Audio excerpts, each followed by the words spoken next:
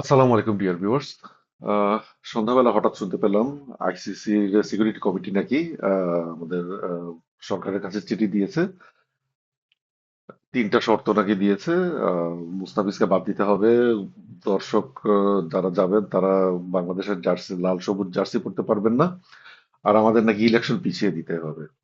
শুনে আক্কেল গুম অবস্থা আমার, সবারই সেরকমই অবস্থা।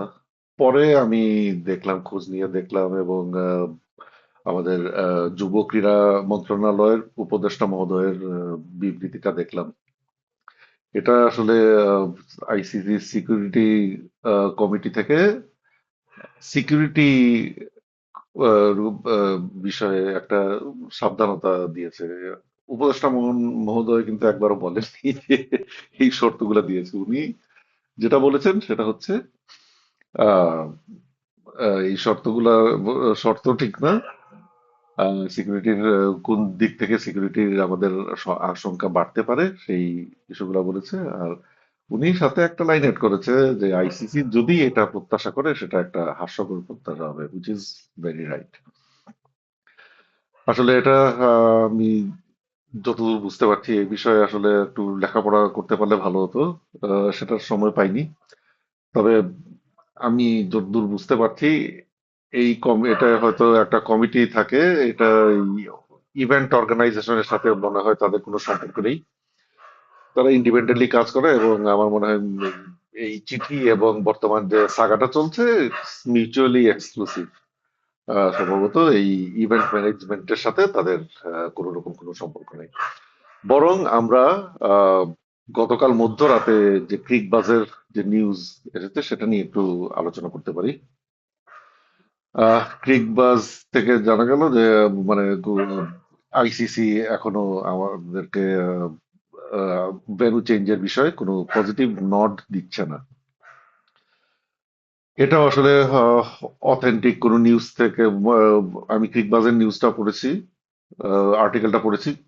ক্রিকবাজও স্পষ্ট করে বলছে না যে এটা বিসিসিআই এবং আইসিসির মিটিং এর মিটিং এ এই বিষয়ে আলোচনা হয়েছে। এটা আসলে ক্রিকবাজের এই আর্টিকেলে সেভাবে স্পষ্ট ভাবে নেই। তো আমি এটা শুনে যারা হতাশ হয়েছেন, আহ, আবার যারা ওই যে আগেই বলেছিলাম না টাইপের অ্যাটিটিউড নিয়ে যারা শো করছেন, তারাও খুশি হয়েছেন। আমি বলবো কোনোটাই, দুদিক থেকেই আপনারা একটু ধৈর্য ধরেন। খুশি হওয়ারও কিছু নাই, আর যারা হতাশ হয়েছেন তাদের হতাশ হওয়ার কিছু নাই। অ্যাকচুয়ালি আহ এখনো খেলা অনেক বাকি। আইসিসি কিন্তু এখনো কনফার্ম করে আমাদের এই ভেন্যুর বিষয়ে কোনো সিদ্ধান্ত এখনো জানায়নি। আর যেটা গতকালের এপিসোডে আমি বলেছি, বিষয়টা এত সহজ না। এই বিষয়টা এখনো আস্থা রাখেন। আমি বিশ্বাস করি এখনো আইসিসি আমাদেরকে ভেন্যু চেঞ্জের বিষয়ে বিষয়টি অ্যাকোমোডেট করবে। আর এই বিষয়টা আমার মনে হচ্ছে আইসিসি এবং বিসিসিআই দুজনই বিষয়টা ডিলে করছে, এবং আমার মনে হয় তারা আমাদের ধৈর্যের পরীক্ষা নিচ্ছে। এটা দুটো কারণে হতে পারে।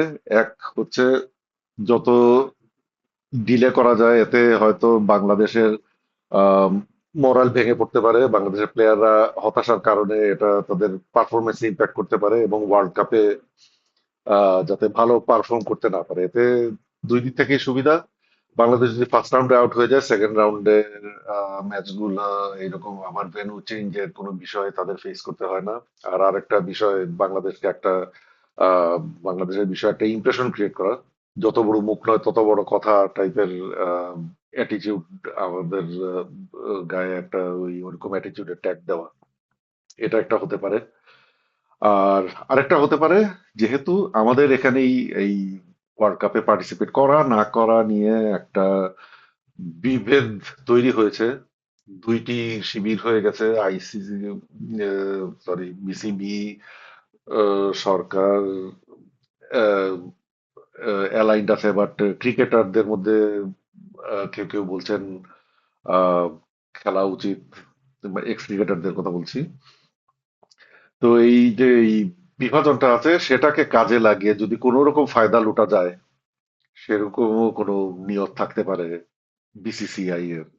আইসিসি এখনো তার বিসিসিআই প্রভাব থেকে তো তারা মুক্ত হতে এত সহজে পারবে না, তবে আইসিসির রোলটা